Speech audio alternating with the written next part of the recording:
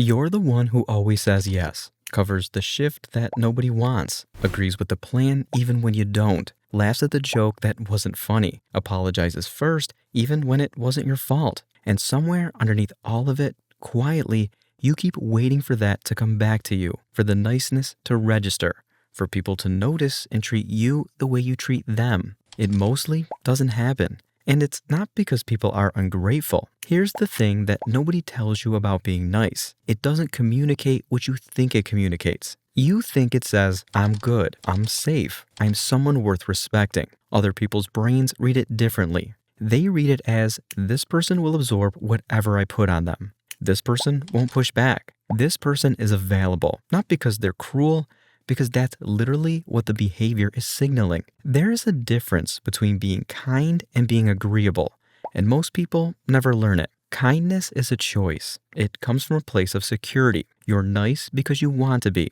not because you're afraid of what happens if you're not. Agreeableness, the kind that drives constant niceness, is often something else. It is the instinct to smooth things over, avoid conflict, keep the peace at almost any cost. It looks like kindness from the outside, but from the inside, it usually feels like low-grade dread, the fear of what happens if you say no. People can tell the difference, even if they can't name it. Respect isn't built on being pleasant. It's built on demonstrating that you have a line, that there is a version of you who will say no, who won't bend every single time, who has preferences that matter enough to defend. Niceness without any edge doesn't show that. It shows the opposite. It shows that there is no resistance anywhere. And the brain, every brain actually, quietly registers the absence of resistance as the absence of value.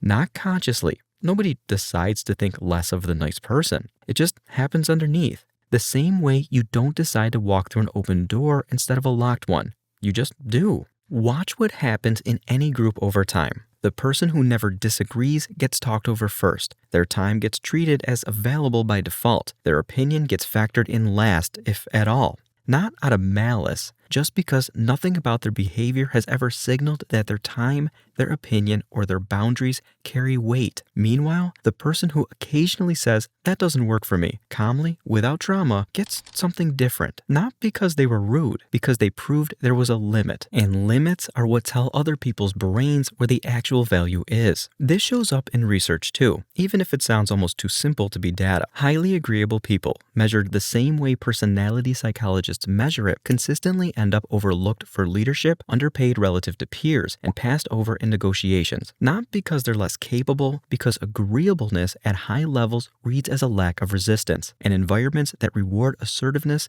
interpret resistance as competence. Harsh? Maybe, but consistent enough across studies that it stopped being a coincidence a long time ago. None of this means you need to become difficult, or cold, or start treating disagreement like a personality. It means the niceness needs an edge somewhere, a place where it stops. A no that actually means no instead of a maybe disguised as agreement. Because what earns respect was never the absence of conflict. It was the presence of a person who could survive having some. Maybe the most respected people you know aren't the nicest ones. Maybe they're just the ones who never confused kindness with having no limits. And maybe the version of you that finally gets taken seriously isn't a less kind version. It's just one with a line drawn somewhere.